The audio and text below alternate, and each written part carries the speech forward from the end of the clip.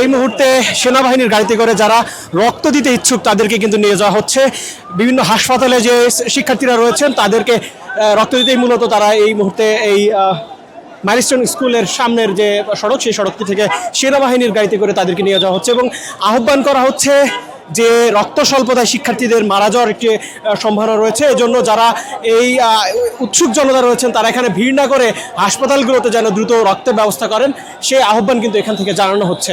আপনার রক্তের কারণে যদি একটা জীবন বেঁচে বাঁচে, ওই জীবনটার জন্য আপনি সমস্ত প্রকার নেগেটিভ রক্ত বান্ডেল থাকলে প্রতি সেনমানিতে টাকা বাঁচবে।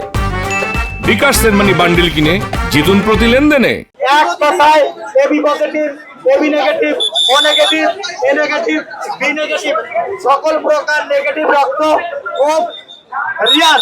এই রিয়ার রক্তটার জন্য আপনাকে বিনীতভাবে অনুরোধ করছি দ্রুত গতিতে বাংলাদেশ মেডিকেল হসপিটাল, ইবনে সিনা, স্কয়ার, মেক্সিমকো, সিটিং, কিচেন বিভিন্ন হসপিটালে গিয়ে আপনারা রক্তদান করেন।